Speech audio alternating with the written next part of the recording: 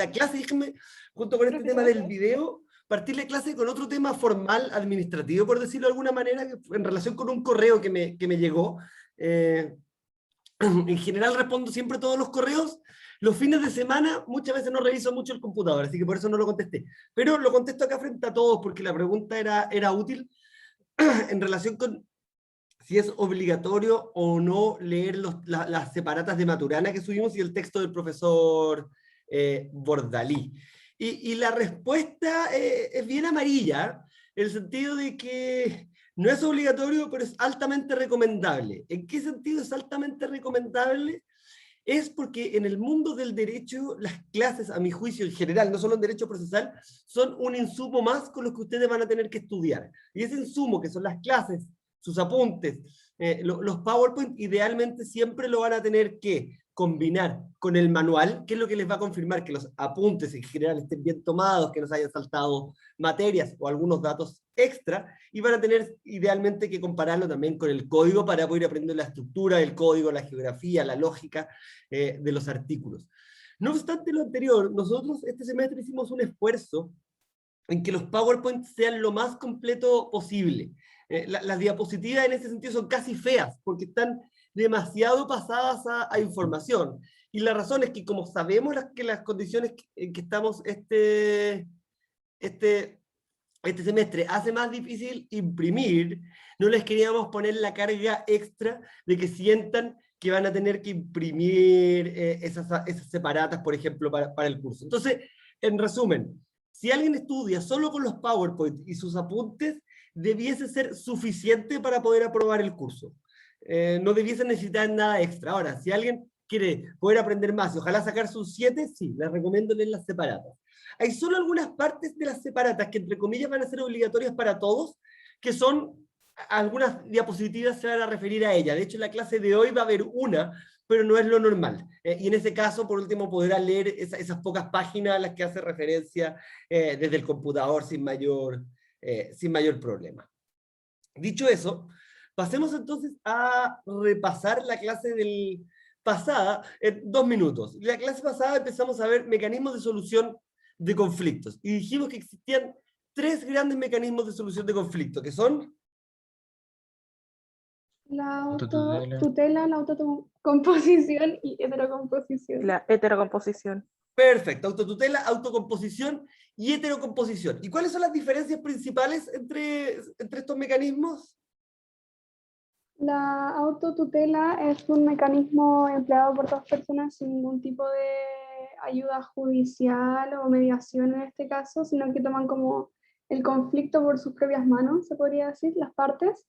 La autocomposición es un método asistido por un mediador en algunos casos, por un ejemplo, y la heterocomposición ya no estamos yendo al método legal completamente en donde intervienen tribunales. ¿A alguien se le ocurre algo más que podemos agregar a lo que acaba de decir Isadora?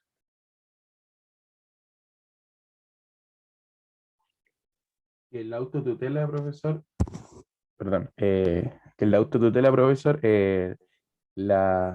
una de las partes es la que toma el incentivo de, o sea, es la que trata de imponer lo que esa parte piensa de cómo se debiese resolver un conflicto, se lo trata de imponer a la otra parte. No sé si me explico. Perfecto, y eso justamente, habían 2 cosas que yo quería agregar a lo que dijo Isadora. Lo primero es lo que acaba de decir Bastián, que la autotutela, acuérdense que más que una forma de solución entre 2 partes, es la imposición de una solución por una de las partes a la otra. Acá no hay, uno podría decir, si decidieron que esto se va a decidir por una pelea, pero incluso hasta esa lógica habría habido un acuerdo en la forma en cómo se decidía. Entonces acá a la autotutela recuerden siempre la palabra imposición, que es bien clave. Y en la autocomposición solo agregar a lo que dijo Isadora, que estaba correcto, que existen también ciertos mecanismos autocompositivos que no necesariamente van a ser asistidos, como por ejemplo la mediación. La mediación es uno de los ejemplos que es asistida, porque hay un mediador que va a colaborar en que se puedan llegar a a una solución. ¿Cuál tenemos que no es asistido? La complementa. La transacción. Perdón, habló Sebastián y Sandra, así que no lo escuché. Vamos de a uno. Primero Sebastián y después Sandra. La compra y venta. La compra y venta como mecanismo de solución de conflicto. Creo ¿El que no. avenimiento, profesor? Pero estaba Sandra, dame un segundo. A ver, Sandra, La transacción. ¿y te acuerdas qué era la transacción?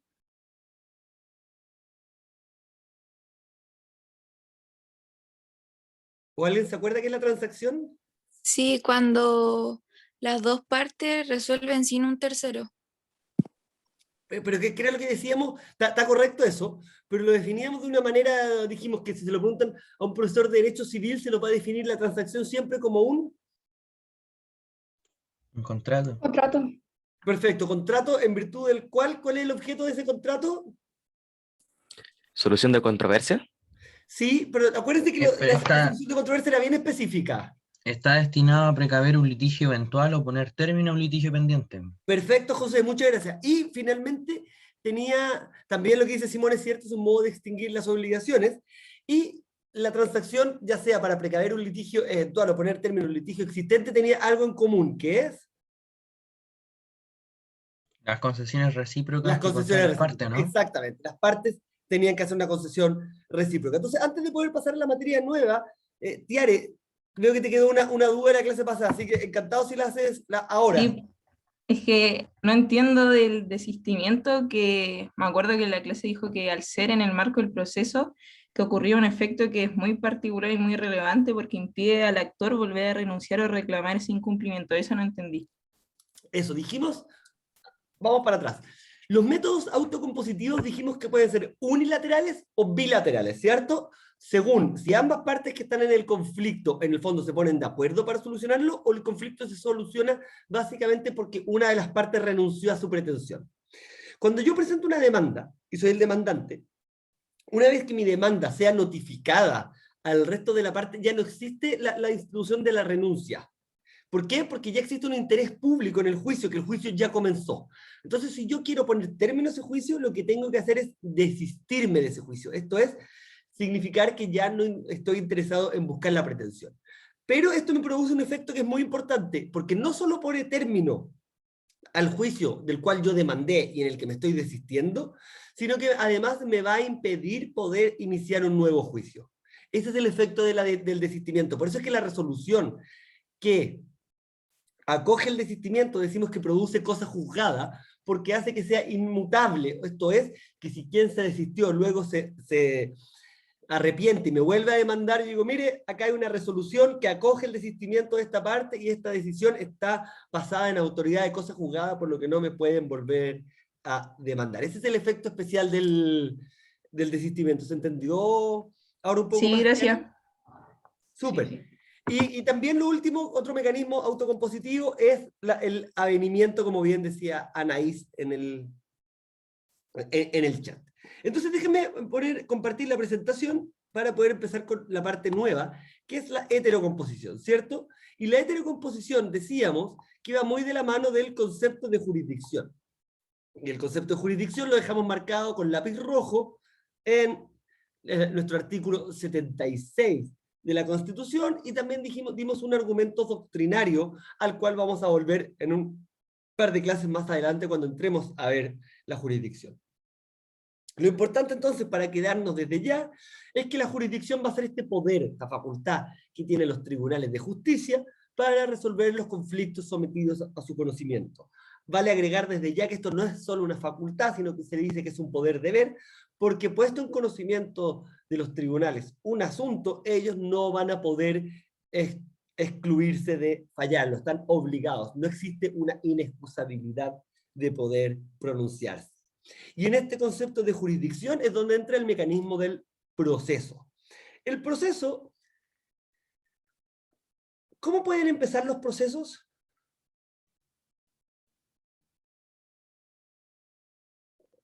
Por ejemplo, usted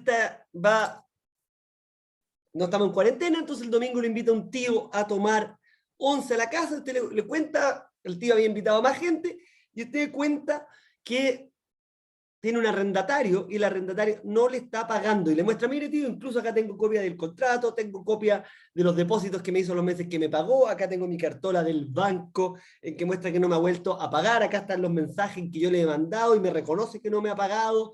¿Qué puedo hacer, tío? Y junto en esa 11 está un juez, amigo de su tío. Y el juez le dice, no se preocupe, yo soy juez, yo mañana mismo empiezo un procedimiento en contra del arrendatario para que le pague. ¿Se podrá iniciar así un juicio?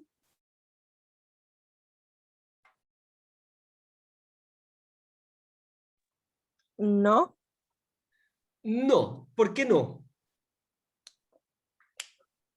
porque se tiene que hacer en las instituciones correspondientes la denuncia. Ya, pero la pregunta acaba más. ¿Puede el juez que escuchó estos hechos, que además vio la prueba, empezar un procedimiento el día lunes siguiente formal en contra del arrendatario? No, porque sería el demandante el que debe iniciar esa acción. Exactamente. Para poder iniciar un proceso, particularmente un proceso civil, lo que se requiere es el ejercicio de la acción. Y la acción es este derecho subjetivo público de carácter constitucional para poder poner en funcionamiento la actividad jurisdiccional. Esto es el derecho que tiene cualquier persona, que se denomina el derecho a la acción. Esto es a poder poner en mecanismos los tribunales de justicia. Esto es, yo presento una demanda, esa es, por así decirlo, yo presento una demanda y eso significa que los tribunales van a tener que resolver mi demanda. Yo, a través de mi derecho de acción que manifiesto en esta demanda, doy lugar al comienzo de un procedimiento. El procedimiento civil necesariamente comienza a través de la acción. Y la acción es un derecho subjetivo público, es un derecho subjetivo y por tanto quien lo tiene que ejercer son las personas que tienen legitimación para ello. Esto es un concepto de legitimación que vamos a estudiar en otro semestre, porque muchas veces, en el ejemplo que acabo de poner, no solo quien sea el dueño de la propiedad arrendada, por ejemplo, va a tener legitimación, sino que también pudieran tener sus herederos en algunos casos. Entonces lo importante es tener el concepto de acción como este derecho subjetivo público consistente en poder poner en funcionamiento la actividad jurisdiccional del Estado. ¿Y qué es lo que hace ¿y qué es lo que hace el actor a través de su acción? Lo que hace es poner en conocimiento del tribunal una pretensión. Esto es la exigencia de un interés que quiere que se cumpla. En este caso, en el ejemplo que les puse, si usted ejerce su acción al interponer la demanda de cumplimiento forzado del contrato de arrendamiento. ¿Y qué es lo que usted va a pedir? Que se le pague lo adeudado. Esa va a ser su pretensión. Entonces la demanda es la suma de la acción, este derecho subjetivo público consistente en poner en movimiento la actividad jurisdiccional, junto con su pretensión, que es la satisfacción que usted busca que se le solucione a través del proceso que está iniciando. Acción más pretensión igual demanda. Y demanda va a ser un concepto procesal que nos va a acompañar durante el resto del ciclo. Ahora, lo que acabamos de decir es el proceso desde el punto de vista del demandante. El demandante, acción, pretensión. Desde el punto de vista del demandado, el concepto importante tiene que ver con la reacción del demandado. Y acá abramos un poco las opiniones. Esto es algo que conversamos la semana pasada, pero nunca está de más volver a conversarlo porque es particularmente importante. ¿Cómo va a poder reaccionar el demandado frente a esta demanda? Isidora. Hola, profe, tenía una duda de lo que estaba hablando antes del desistimiento. ¿Sí? Es que hace un año más o menos fui a una charla de una jueza feminista que era de Arica, que hablaba sobre los casos del desistimiento de las mujeres en los casos de violencia intrafamiliar. Entonces, pero no me acuerdo si ella proponía el cambio o si de verdad se hacía así, que en caso de que la mujer desistiera de su declaración o de la demanda que ella estaba haciendo, esperaban como un lapso de tiempo para poder ver si efectivamente ella desistía de la demanda por miedo o por otras razones. Entonces, si era por miedo, después podía como volver a llevar el juicio. Es súper buen tema el que acabas de plantear, Isidora, porque yo lo tramito en familia, pero sí me imagino lo que puede haber estado contando la jueza, o si hoy día una demandante de víctima de violencia intrafamiliar, pensemos en sede de familia, no en sede penal, pero en sede de familia, presenta una demanda, de la cual luego se desiste, los jueces pueden tener temor a que ese desistimiento sea causado, entre comillas, por más violencia, y que no sea un desistimiento libre y espontáneo. El problema que tienen los jueces hoy día con la legislación es que si acogen ese desistimiento, aquí voy a hacer un paréntesis, esa persona no puede volver a demandar. Ahora, entre comillas, no puede volver a, esto es terrible lo que voy a decir, porque no puede volver a demandar por los hechos de violencia ya ocurridos, pero siempre va a poder volver a demandar por algún nuevo hecho de violencia que pueda ocurrir en el futuro. Pero más allá de eso, lo que debe haber dicho esa jueza es, nosotros como jueces sabemos que muchos de estos desistimientos en verdad no son verdaderos desistimientos, sino que lo hacen motivados por causales que puedan tener que ver con violencia. Entonces, como sabemos que el efecto de acoger un desistimiento es tan grave porque tenemos que poner término al juicio, le damos más tiempo por si es que llegara una pretensión. En vez de resolverlo al día siguiente, lo que ha dicho esta jueza, lo resolvemos un mes después, de modo de asegurarnos quizás que el desistimiento siga en pie. Yo creo que esa es una forma que tienen los operadores jurídicos, los jueces, de hacer tratar de conversar de cierta manera los efectos legales del desistimiento con la situación que puede aparecer en los hechos. Y entonces, eso es lo que puede ocurrir en los hechos. Y desde el punto de vista de las reformas, quizás una reforma que uno podría pensar en ese sentido, y puede ser un trabajo, que te lo dejo como tema de trabajo de este semestre, si uno quizás debiese establecer que en determinadas causas no proceda el desistimiento, y por ejemplo que en materia de violencia intrafamiliar no sea posible desistirse. Podría ser una alternativa. Entonces, déjenme a lo que estábamos. Estábamos ahora en la reacción del demandado. Me llega una demanda. ¿Cómo puede reaccionar el demandado? El arrendatario lo notifican de la demanda que acabamos de contar. ¿Qué podría hacer en teoría ese demandado? Profesor, disculpa. Sí. Por lo que tengo entendido, podría, no sé la verdad, hacer una contrademanda o simplemente como que acatar la demanda y continuar el proceso. Perfecto, podría uno hacer una contrademanda. Esto que es la contrademanda, y lo vamos a estudiar más adelante con detalle, es la mejor forma de explicar que el demandado puede a su vez demandar al demandante. Y esto jurídicamente se llama demanda reconvencional. Todos entendemos que una contrademanda es una demanda reconvencional, pero ya que estamos en el mundo del derecho procesal y empezamos las clases, de ahora en adelante la contrademanda la vamos a empezar a llamar demanda reconvencional.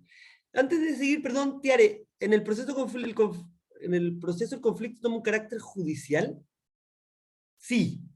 Efectivamente, el mecanismo heterocompositivo, más que un carácter judicial, un carácter jurisdiccional. ¿Qué diferencia podrá haber con esta precisión que puede ser media ridícula, pero muy importante, que quiero decir que toma un carácter jurisdiccional en lugar de un carácter judicial? ¿A alguien se le ocurre? Ay, no, que habrá alguien más que contestar. No, pero en general, ¿qué diferencia? ¿Habrá alguien que tenga jurisdicción, pero que no sea parte del Poder Judicial? No, profesor. Presidente. Acá esto lo vamos a estudiar, no tienen por qué saberlo ahora, lo vamos a estudiar más al final del semestre. Pero sí, el Poder Judicial, en el fondo, como poder del Estado, tiene una serie de tribunales que están dentro del Poder Judicial. Pero hay una serie de otros tribunales que son tribunales independientes. Estos tribunales independientes, en el sentido que no responden a la estructura jerárquica del Poder Judicial, sin perjuicio de que van a estar sujetos a la superintendencia de la Corte Suprema, son instituciones autónomas que tienen jurisdicción, pero no están dentro del Poder Judicial. Lo mismo va a ocurrir con los árbitros. Por eso es que cuando hablemos de la heterocomposición, pensemos que la heterocomposición es un mecanismo de carácter jurisdiccional y no necesariamente un mecanismo de carácter judicial. Por eso fue que la primera diapositiva, cuando les mostré el artículo 76, el artículo 76 tiene el problema de que está dentro del capítulo del Poder Judicial de la Constitución. Pero lo que está en el artículo 76 Y por eso les dije que lo marcaran con lápiz rojo, porque es una palabra que no está en la Constitución, es la facultad jurisdiccional. De nuevo, no se preocupen que todo esto vamos a volver, vamos a volver en un par de clases más cuando veamos jurisdicción, cuando veamos tribunales, y por eso les decía yo en la clase pasada, esto es un círculo que nos vamos a estar moviendo, pero cada clase va a poder permitir además entender mejor la clase anterior. Y entonces esta clase, seguimos en esta lluvia de ideas de la reacción. Lo primero que puede hacer el demandado es una contrademanda, esto es una demanda reconvencional. Y dijimos que una demanda reconvencional, entonces es la demanda que hace el demandado respecto del demandante. Por ejemplo, oye, tú me cobraste mal unos gastos comunes, por ejemplo, así que yo te demando por ese mal cobro. ¿Qué más podría hacer el demandado? Allanarse. Allanarse, perfecto. Y esto lo estudiamos como mecanismo autocompositivo, el allanamiento. Autocompositivo. ¿Y qué Sí. significaba el allanamiento? Que el demandado va a reconocer y se va a someter a las pretensiones. Exactamente. Entonces, la verdad, la pretensión hecha a valer por el actor, por el demandante en su demanda es efectiva, yo me allano a ella. Y con eso entonces se pone término al juicio. ¿Qué otra forma podrá reaccionar el demandado?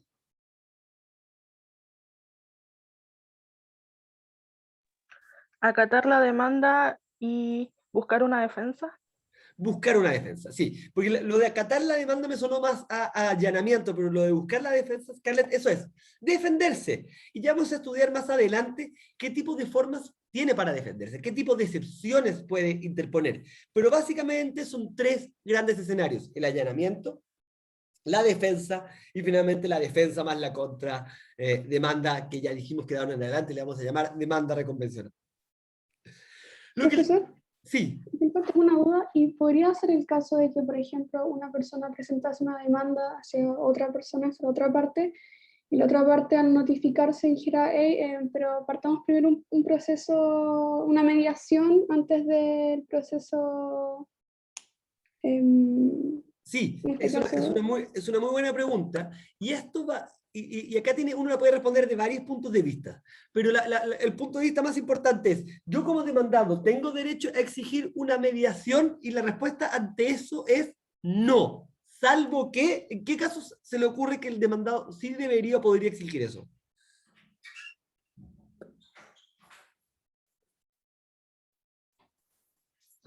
¿En qué caso si el demandado me llega la demanda y, oiga, no, tenemos que ir a una mediación primero? pero con el papel en mano de que ya lo formalizó, por ejemplo, la demanda, la otra parte. Porque si aún no, y le notificó así como estoy pensando. Perdón, creo que estaba... Con el tema de los hijos. Creo que se me juntaron muchas voces, perdón. Creo que está Isadora y Scarlett. ¿Sí? ¿Continúo? Sí, porfa. Ya, entonces, me imagino que también influencia el hecho de que la persona demandante posea un papel ya formalizando la demanda, porque en caso de no ser así, no estarían dentro del proceso aún. Perfecto. Eso, mire, esto lo vamos a estudiar un poco más adelante. Esto de formalizar la demanda. La demanda, entre comillas, produce efectos una vez que es notificada al demandado. Ya vamos a ver cómo se le notifica. Pero acá el punto es, yo presento mi demanda, esta demanda se le notifica legalmente al demandado, y el demandado, cuando ya es notificado formalmente, dice, no, yo me quiero ir a una mediación. Antes yo le digo, bueno, eso no es una defensa, salvo en algunos casos. Y creo que Scarlett estaba empezando a decir cuál podía ser ese caso. Pensión de alimentos. Exacto, en aquellos casos en que la mediación es obligatoria, él puede ir y decirle al tribunal, esta demanda no puede darle curso todavía, porque tiene que haber una mediación antes y esa mediación no se ha hecho. Ese es un ejemplo, por ejemplo, de un caso en que uno podría defenderse diciendo tiene que haber una mediación antes del juicio. Lo mismo en aquellos casos en que hay un contrato, en que las partes digan, para poder someter a conflicto primero deberá haber una mediación y luego, por ejemplo, un arbitraje. Si yo presento la demanda ante el árbitro, el demandado puede decir, oiga, no hemos hecho todavía la mediación. ¿Por qué? Porque en ese caso la mediación de alguna manera tornó un carácter obligatorio. Pero en todo el resto de los casos, el demandado puede decir, ¿por qué no vamos a una mediación y suspendamos el procedimiento? Pero no es una defensa para ponerle término al procedimiento el hecho de querer ir a una mediación. porque si así fuera, todos los demandados van a decir, no, vayamos a mediación, con eso se evitan el proceso y luego en la mediación la entrampan y no logran seguir adelante. Luego tenemos entonces, por un lado, las pretensiones del demandante, que son aquellas cosas que solicita, y por otro lado vamos a tener las pretensiones del demandado, que son nuevamente la satisfacción de lo que él quiere. El actor que se acoja a la demanda y me pague lo adeudado. El demandado que se rechace la demanda y se declare que no debo nada. Y estas pretensiones van a dar lugar al conflicto. Perfecto. Bien, Vicente. Otra opción más que tenemos, y esto lo vamos a ver en detalle cuando estudiamos las formas de reacción, es la famosa rebeldía. Entonces, nosotros decíamos, puede allanarse, puede defenderse, puede demandar reconvencionalmente. Y hay una cuarta, que es la rebeldía, que es no hacer nada. ¿Cuáles son los efectos de eso? Los vamos a estudiar más adelante cuando veamos en detalle la reacción del demandado. Por ahora lo que me importa es que tenemos un proceso, un mecanismo heterocompositivo de solución de controversias, que se inicia a través de la acción del demandante, donde hace valer sus pretensiones, luego el demandado reacciona, también poniendo en conocimiento del tribunal sus pretensiones, y las pretensiones del demandado y pretensiones del demandante forman el conflicto, forman el litigio, esto es, el conflicto intersubjetivo de intereses jurídicamente regulados, jurídicamente trascendentes, reglados por el derecho positivo, y caracterizados porque existe una pretensión resistida. La pretensión del demandante no es acogida por el demandado. Por eso es que tenemos esta controversia de pretensiones. ¿Y cómo se va a solucionar esto? A través del proceso, a través de este mecanismo heterocompositivo que va a terminar con una sentencia. Y la sentencia debe tener un requisito previo, que es que debe fundarse en un proceso previo legalmente tramitado. Y esto nos va a llevar un poco más adelante a estudiar las garantías constitucionales que tiene que tener un proceso. Pero desde ya sepamos que este mecanismo heterocompositivo termina tradicionalmente por una sentencia, la que, como dijimos en la clase pasada, va a tener autoridad de cosa juzgada.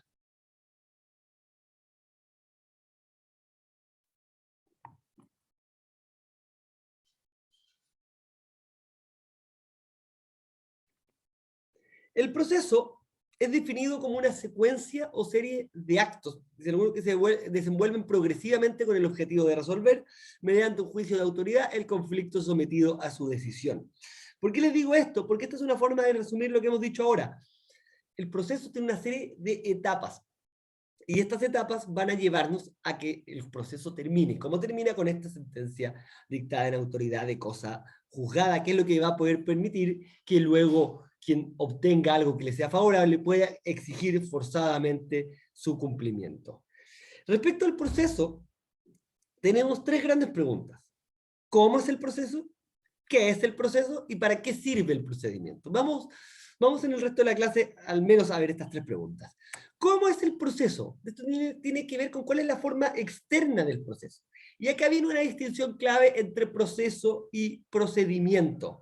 El proceso, acabamos de decir de alguna manera, que es una secuencia o serie de actos que se desenvuelven progresivamente con el objeto de resolver, mediante un juicio de autoridad, el conflicto sometido a su decisión.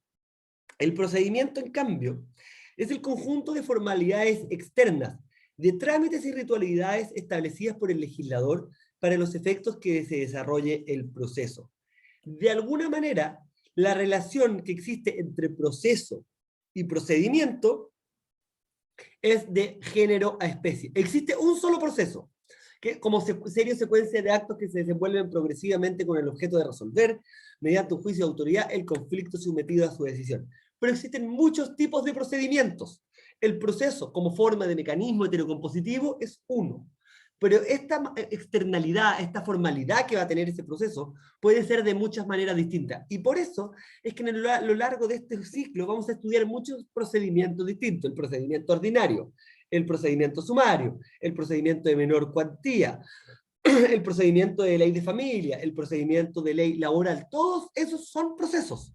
Sin embargo, cada uno tiene una externalidad distinta, cada uno tiene etapas distintas, cada uno tiene trámites distintos, porque son distintos procedimientos. Pero todos estos procedimientos forman parte del proceso. Por eso el proceso es uno y los procedimientos son varios. Entonces, frente a la pregunta, ¿cómo es el proceso? La respuesta es, el proceso es uno, pero la forma en que se va a desarrollar, los actos externos que van a tener, van a depender de cuál sea el procedimiento específico que se siga para aquel caso. Y por eso una de las cosas más importantes que uno va a terminar estudiando en derecho procesal es no solo los distintos procedimientos que existen, sino saber descartar para saber en cada caso cuál es el procedimiento específico para una demanda que yo quiero interponer. Y la buena noticia es que parte de eso lo vamos a estudiar este mismo semestre. Cuando veamos competencia y regla de distribución, algo de esto ya empezaremos a conocer. Frente a la otra siguiente pregunta, ¿qué es el proceso? Y acá yo le voy a decir en dos palabras, algo que está bastante más desarrollado en la separata de Maturana y que les pido que vayan ahí para que la vayan leyendo. ¿Por qué? Porque han existido diversas teorías sobre lo que es el proceso. Y estas teorías van desde quienes dicen que el proceso es un contrato hasta quienes dicen que el proceso es una situación jurídica. ¿Quiénes han dicho cada una de estas teorías? ¿Cuáles son las críticas que se le hace? Vayan al manual de Maturana. ¿Por qué? Porque estas son las formas en que, como les decía al comienzo, quiero ir tratando de incentivar que algunas materias puedan tener la capacidad de irlas revisando solos en el manual. No es algo muy relevante y obviamente esto tiene un carácter histórico más que otra cosa. Ninguna de estas normas está hoy día ni en la Constitución ni en el Código, pero es importante e interesante ver cómo fue cambiando la naturaleza jurídica del proceso. Finalmente, ¿cuál es la posición de la cátedra, profesor? van a estudiar, gracias Martín, cuando vean en la separata, la gran mayoría de las teorías que se han dado respecto a la naturaleza jurídica del proceso han sido dejadas atrás por cuestiones históricas, que el tiempo ha ido mostrando. Primera teoría, el proceso es un contrato, y van a darse cuenta que el proceso no es un contrato. Luego se viene la teoría del cuasi contrato, y en general, al final del día, no es que todos han terminado reconociendo más o menos que esto es, en general, la mejor, porque no existe una respuesta unívoca, puede ser la que dice que el proceso es una situación jurídica. Pero a mí lo que me interesa es ver por qué no es un contrato, o por qué podría ser un contrato, o un cuasi contrato, o cuál es la diferencia entre una situación jurídica y una relación jurídica. Entonces quiero que eso lo estudien, y luego en la siguiente clase, o la clase del viernes, mejor dicho, vamos a hacer algunas referencias a esta materia. Y finalmente hay una pregunta que es filosófica, que es bien importante y que es una de las preguntas interesantes para efectos del trabajo de fin de semestre, que es ¿para qué sirve el proceso? Y esta pregunta de ¿para qué sirve el proceso? También ha tenido distintas respuestas a lo largo del tiempo. Y estas distintas respuestas van de la mano de la función que se le quiera dar al proceso. Existen teorías más privativas del proceso, que tienden a entender el proceso con una función eminentemente privada, y otras teorías que son más bien publicistas, que entienden del proceso que tiene una función más bien pública. ¿Cuál es la función privada del proceso? Resolver el conflicto de las personas que lo someten. Algunos entienden, esto es principalmente la teoría anglosajona del proceso. El proceso sirve para resolverle conflictos a quienes lo sometieron. Esa es la verdadera utilidad. Otros entienden, no, el proceso sirve como un mecanismo para asegurar la efectividad del derecho mediante la jurisdicción. ¿Qué diferencia habrá si es que se entiende que el proceso tiene una función privada o una función pública? Por ejemplo, la renuncia.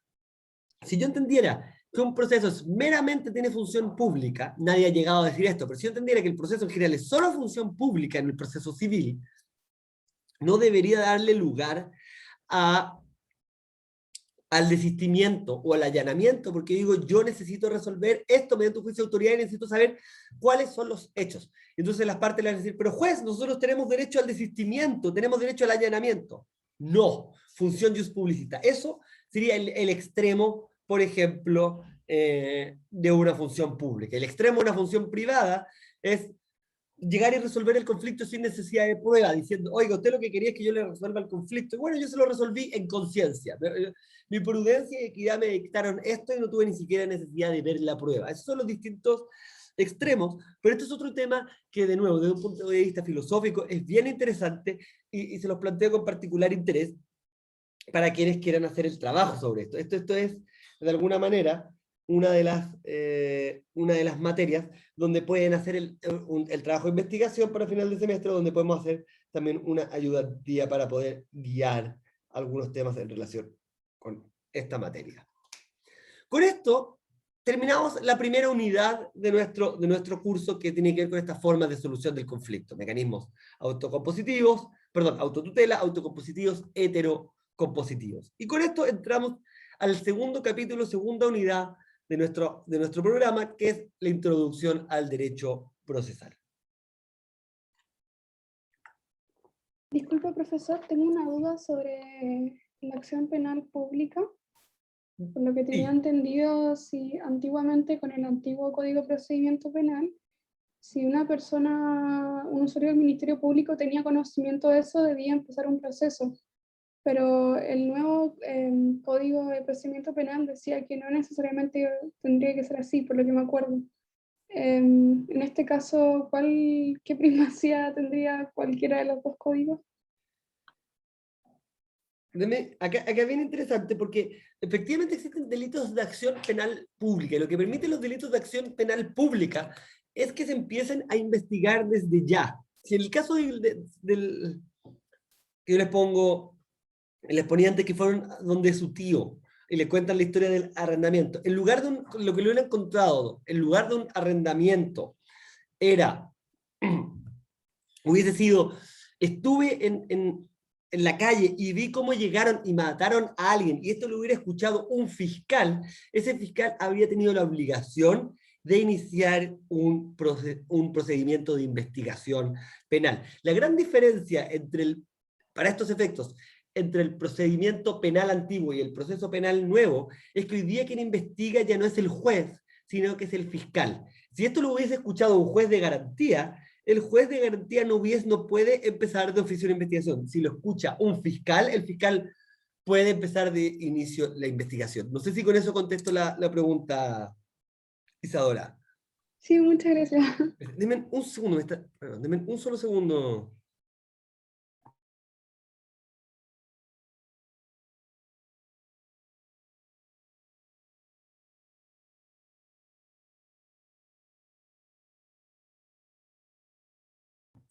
Perdón.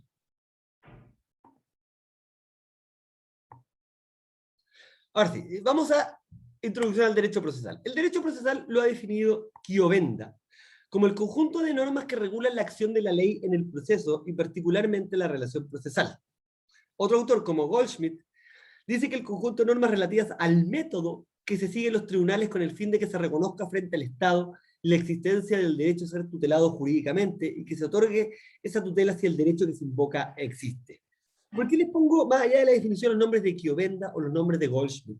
Porque me interesa también ir fomentando en ustedes el conocimiento de autores procesales que han sido relevantes para la creación, determinación o mejor comprensión de distintas instituciones. Estos dos autores, Chiovenda y Goldschmidt, son dos de los autores procesales más relevantes. Chiovenda es uno de los tres grandes, entre comillas, maestros italianos, donde van a haber una serie de referencias a ellos. Chiovenda, Carneluti, Calamandrei, que una de las cosas entretenidas de hacer clases, sí, es que en el recreo ustedes van a poder poner en Google Giuseppe Chiovenda y lo llevará a su página de Wikipedia, así van a poder ir aprendiendo cosas que vamos a ir viendo luego en la clase.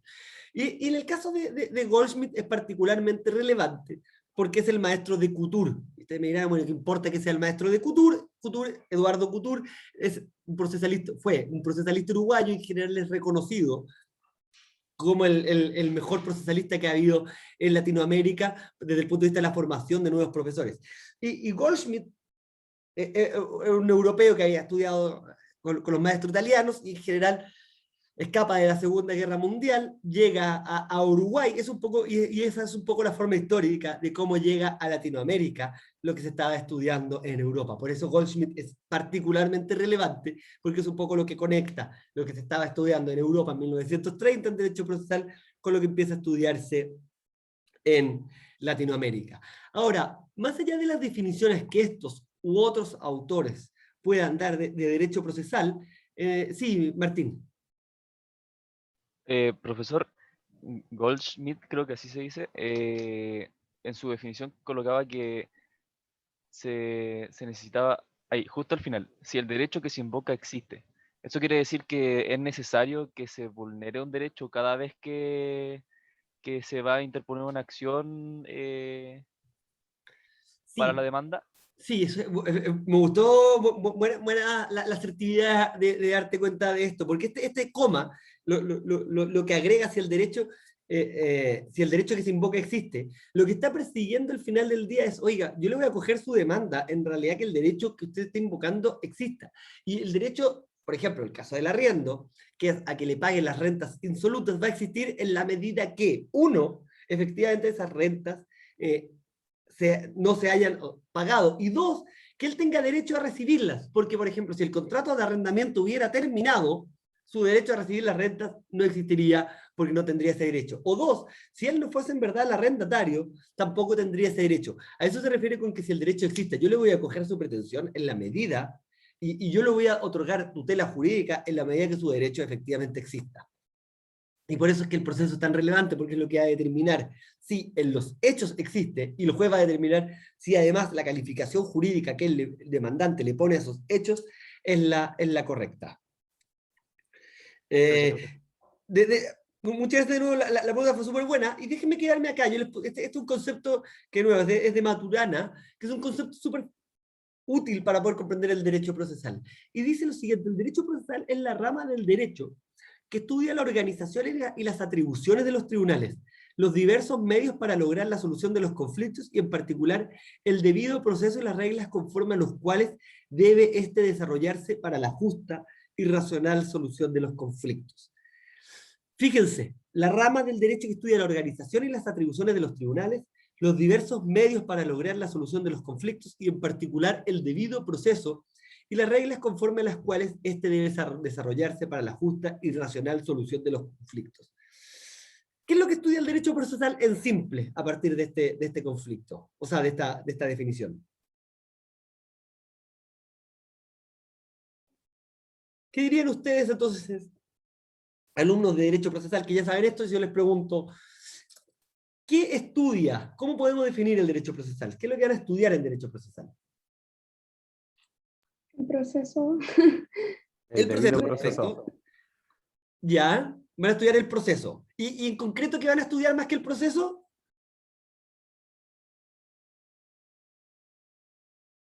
El problema. La resolución de conflictos. Está bien, no, pero dijimos que la resolución de conflictos efectivamente por distintas vías. Una de esas vías es la heterocompositiva, y la heterocompositiva es el proceso. ¿Y el proceso que dijimos que era?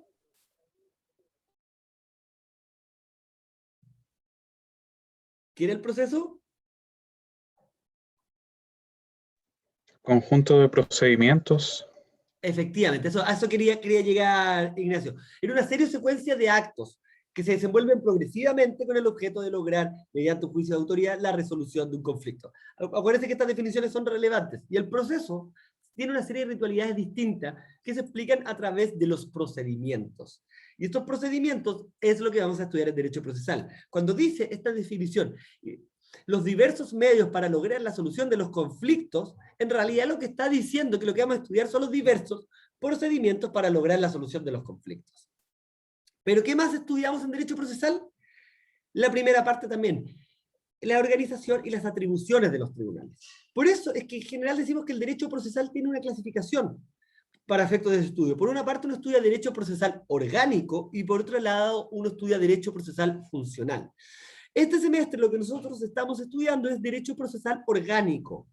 ¿Y qué es lo que se estudia en derecho procesal orgánico? Se estudian las normas referentes a la función jurisdiccional. Se estudia el concepto de jurisdicción, se estudia el concepto de proceso, y se estudia quiénes tienen la función jurisdiccional. Y entonces se estudian los tribunales establecidos por la ley. Estudiamos, por así decirlo, el mapa de quiénes van a resolver los conflictos, quiénes tienen función jurisdiccional. Estas son normas que en general están en la Constitución y en el Código Orgánico de Tribunales, pero como les decía, hoy día frente a un proceso constituyente, tenemos altas chances de que esto nos pueda cambiar, o que se pueda mantener, pero en el fondo esto va a ser parte de la materia que tiene que necesariamente ser reestudiada sobre el derecho procesal. Entonces, derecho procesal orgánico se aboca a la organización y atribuciones de los tribunales. Derecho procesal funcional, en cambio, aborda los diversos procedimientos establecidos en materia procesal civil, en materia procesal penal, en materia procesal laboral, los recursos que existen, los efectos de las decisiones, y sus normas, a diferencia de lo anterior, ya no solo están en la Constitución o en el Código, sino que están por sobre todo en los distintos códigos funcionales, el Código de Procedimientos Civiles, el Código Procesal Penal, o las normas procesales de las respectivas legislaciones específicas, como el Código del Trabajo, o la ley de creación de tribunales de familia, por ejemplo. Entonces, derecho procesal 1, vamos a estudiar derecho procesal orgánico. De derecho procesal 2 en adelante, vamos a estudiar derecho procesal funcional y los diversos tipos de procedimientos. Sin embargo, y no vuelvo todavía a la definición por si a alguien le llamó la atención, la definición era bien relevante porque dice que el derecho procesal es la forma en virtud de la cual se regulan las atribuciones y facultades de los tribunales establecidos por la ley y de los medios en virtud de los cuales se van a solucionar los conflictos.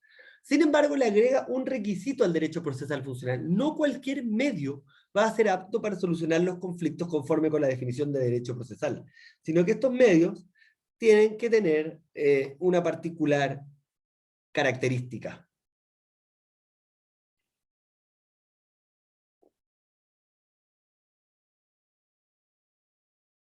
¿Cuál será esa particular característica que tienen que tener los procedimientos?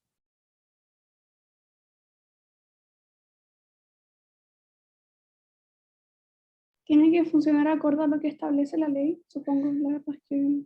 Sí, los procedimientos en el fondo están determinados por la ley y estoy bien de acuerdo con eso, pero ¿qué pasa si la ley dijera, presentada una demanda, el juez fallará de ella de plano y se pronunciará si que debe acogerse o no dentro de los siguientes 5 días de conocer la demanda? ¿Qué les parece?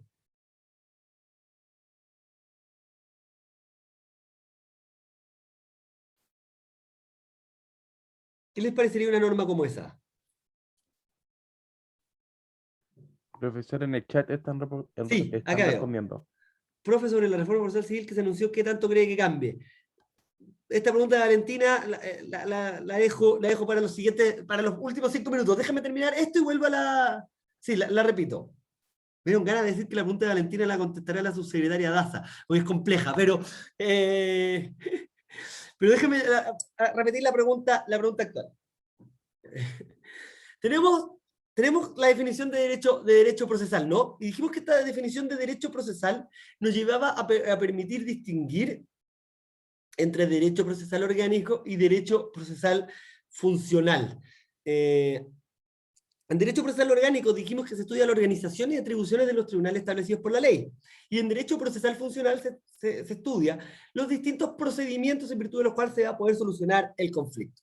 Hasta eso fue lo que dijimos y eso está perfecto. Sin embargo, en la definición de derecho procesal que dimos, hay una coma final que agrega algo que es muy relevante para el derecho procesal funcional. Como no nos acordamos, yo les hice una pregunta, que es la misma que les voy a hacer ahora, a ver si con eso nos acordamos el agregado o nos damos cuenta hacia dónde puede ir el agregado. Alguien dijo, los procedimientos se tienen que regular conforme con la ley, y eso es verdad, la ley es la que regula los procedimientos. ¿Podría una ley decir, el proceso civil, pensando ahora por ejemplo en la reforma, el juez, una vez que conozca de una demanda, tendrá 5 días para dictar sentencia? ¿Qué les parece un proceso civil establecido de esa manera?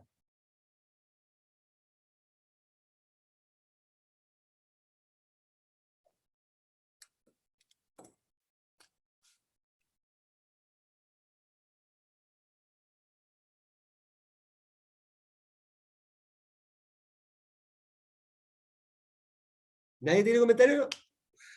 ¿Será una buena una reforma así? El juez resolverá la demanda en los siguientes 5 días. ¿Habría procedimiento? Sí, tenemos el procedimiento. Efectivamente, tenemos el procedimiento desarrollado. ¿Pero qué nos pasa con ese procedimiento? Es muy acotado. Es acotado, ya, ¿qué más? ¿Qué otros comentarios tenemos? Que me imagino que habrá que distinguir qué tipo de demanda es, porque si no habría como saturación. Ya, pongámosle, para solucionar los problemas de Ignacio y de Isadora, vamos a contratar cientos de jueces, y lo que vamos a hacer es que ahora, en vez del plazo de 5 días, no va a ser un plazo de 20 días. Y si es que el juez encuentra que, el conflicto, que la demanda es muy compleja, podrá pedir 20 días adicionales. Se va Entonces, dilatando ahora, la solución, pues, ¿no? ¿perdón? Se va dilatando el proceso o la solución al conflicto mismo. Ya, pero ¿qué otro comentario les parece este procedimiento que acabamos de crear?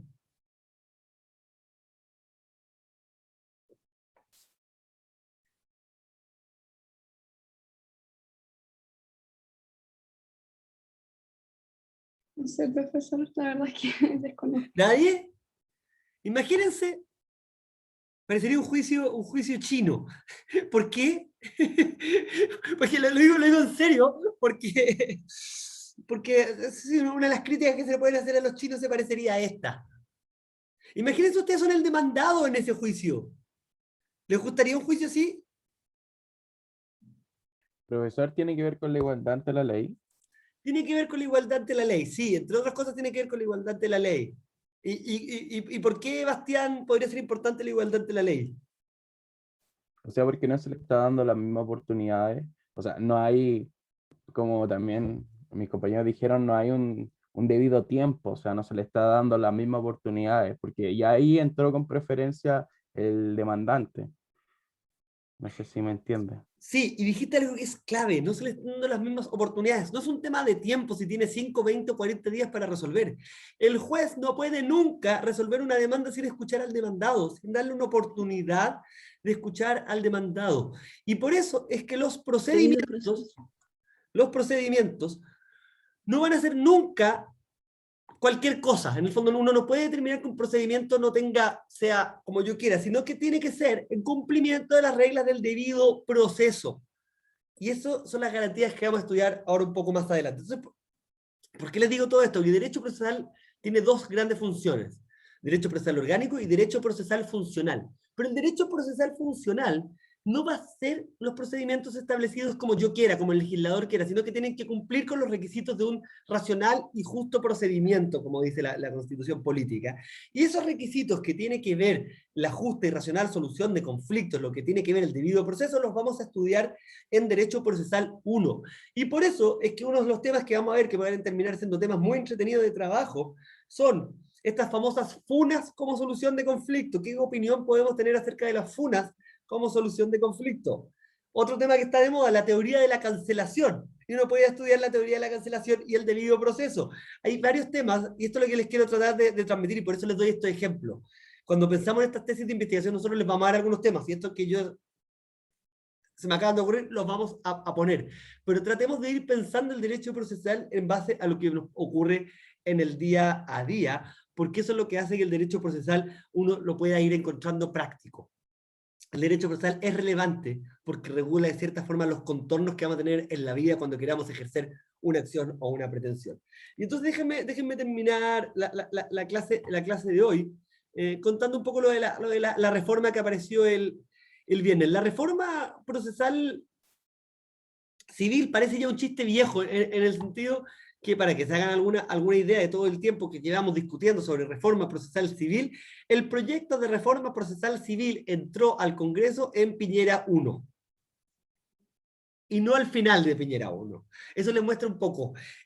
Otro ejemplo, el 2012 yo hice una de mis primeras publicaciones en un libro, en una revista especial que sacó la Universidad de Chile, editada sobre la reforma procesal civil, en la que distintos profesores poníamos distintos temas de la reforma con comentarios. Esto fue el 2012. El texto va a cumplir el próximo año 10 años y la reforma procesal civil también. Entonces, la reforma procesal civil está absolutamente parada y no está muy claro si efectivamente lo que pasó el viernes y este anuncio va a ser la forma de darle un cambio o no. Y lo digo porque todos los expertos que trabajaron en la reforma procesal civil, que eran de alguna manera medio choqueados porque nadie se la esperaba. una anécdota, pero para comprenderlo, uno tiene grupos ñoños en WhatsApp y uno de esos grupos ñoños con bastantes procesalistas que tengo, y dentro de ellos estaba la vicedecana de la Facultad de Derecho de la Chile, que apareció en el Zoom, por eso lo comento. Y nos contaba, la profesora Rivero, nos contaba así, anoche me escribieron de La Moneda para que me conecte al Zoom. O sea, ni siquiera la vicedecana de la Facultad de Derecho de la Chile, que estaba involucrada en la reforma procesal civil, tenía conocimiento de este anuncio. Entonces hoy día estamos todos los procesalistas medios escépticos a qué iba a pasar. Y medios escépticos porque cuando esto se tramitó en el Congreso, hubo 2 o 3 grandes razones por las que esto se separó. 2, por así decirlo, de derecho procesal adjetivo, una más bien presupuestaria. Hay 2 cosas que no generaron, que no me quiero referir mucho a ello porque como no tenemos que estudiar estas materias, pero una reforma profunda al juicio ejecutivo que en general no generó mucha adhesión, y hubo además una reforma profunda al sistema de recursos y el rol que va a cumplir la Corte Suprema, que tampoco generó mucha adhesión. Pero además el Congreso dijo, esto va a implicar la creación de muchos más tribunales de justicia. Y necesitamos saber cuál va a ser el presupuesto para eso. Y eso es algo que en general no se ha trabajado hasta el día de hoy. ¿Yo qué es lo que creo que va a pasar? A propósito también de todas estas reglas que fueron el año pasado modificadas con propósito de la ley de emergencia para hacer frente a la pandemia, por las que ahora se están tramitando para poder salir de los temas de saturación, probablemente el proceso civil van a cambiar en parte su dotación de jueces, probablemente cambien algunas normas sustantivas, creo yo, relativas a la prueba, y no creo que haya más reforma procesal civil que esa, porque lo que ocurre es que en general en lugares donde no son las grandes regiones, el proceso civil funciona bastante bien en términos de tiempo.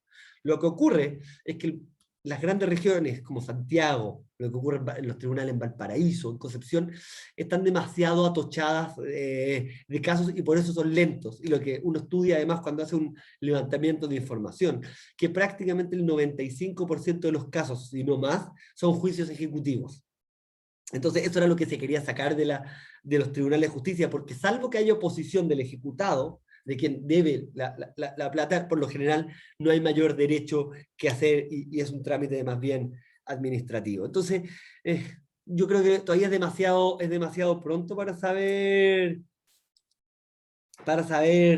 qué efecto práctico va a tener lo de la reforma procesal civil, pero yo les puedo decir que pueden estudiar con calma la reforma, o sea, el procedimiento civil actual, porque uno, soy medio escéptico de esto vaya a ser modificado, y 2, si llega a ser modificado, las instituciones procesales son las mismas. Podría cambiar un poco la reglamentación, pero si entendemos la institución procesal, no van a tener mayor problema si el día de mañana le hacen cambio, y por eso es tan importante ir siempre que vayamos estudiando, entendiendo primero la institución, y luego la reglamentación específica de esa institución. De modo que con eso, pregunto cierro sabiendo si hay alguna pregunta para terminar la clase, o alguna otra pregunta adicional.